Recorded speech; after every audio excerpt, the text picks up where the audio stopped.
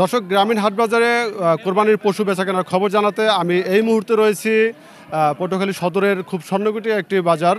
এই বাজারটির নাম হচ্ছে আপনার হেতালিয়া বাদঘাট।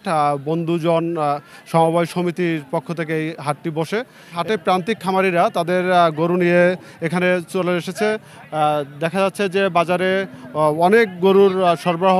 আমি একটু আপনাদেরকে দেখানোর চেষ্টা করছি।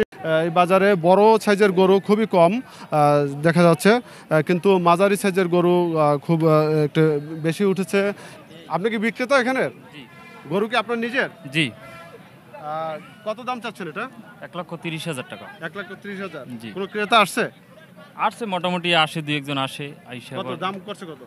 1,05,000 পর্যন্ত বলছে। 5 পর্যন্ত বলছে। জি। দর্শক, আপনারা দেখতেই পাচ্ছেন যে এখানে যে মাঝারি সাইজের গরু আছে সবই 1 লক্ষ টাকার উপরে করে আছে গরুগুলো। গরুর দাম কেমন গত বছর তুলনায়? তুলনামূলক এবার গরুর কালেকশন ভালো, কিন্তু দামের পরিমাণ অনেক বেশি। গরুর মাংস প্রায় 100 থেকে 130 কেজি বা 50 কেজি, তা চাচ্ছে প্রায় 1,50,000 80,000 এই টাকার মধ্যে। দর্শক, ক্রেতারা জানিয়েছেন যে বিক্রেতারা দাম ছাড়ছেন না, দাম খুব চড়া চাচ্ছে। তা দাম কেন বেশি চাওয়া হচ্ছে আমি একটু বিক্রেতার কাছে জানবো। ক্রেতারা জানিয়েছে যে আপনারা নাকি দাম অনেক বেশি চেয়েছেন, এর কারণ কি? খাদ্যের দাম বেশি, অনেক খরচ বাড়তি, অনেক বাড়তি কই এই এর একটা গরুর খরচা আছে না, এতে তো বাড়তি হয় না। এখানে যে গরু পালনের যে আনুষঙ্গিক যে খরচ এবং গরুর যে খাদ্য, এগুলোর দাম বাড়তি থাকার কারণে গরুর দাম অনেক বেশি হয়েছে। তো আমি আবার একটু আপনাদেরকে আরও ঘুরে দেখাতে চাই যে এই বাজারে বেশ কয়েকটি বড় গরু উঠেছে, সেই গরুগুলো একটু দেখাতে চাই।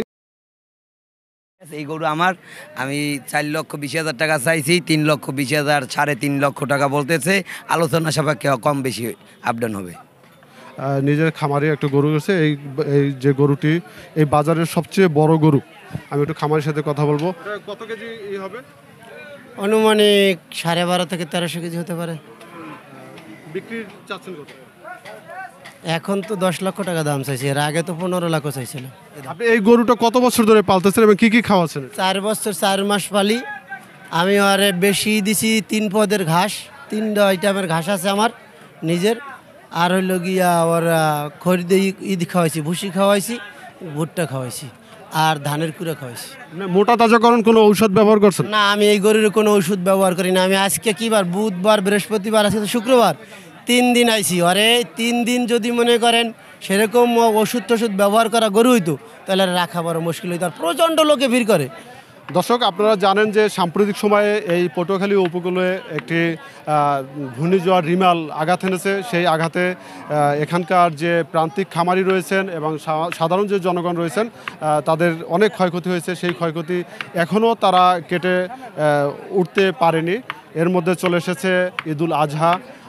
বিগত বছরে যারা এই কোরবানি দিয়ে আসছে তাদের মধ্যে অনেকেই হিমশিম খাচ্ছে এই এবছরের হাটে এসে গরুর দাম দেখে।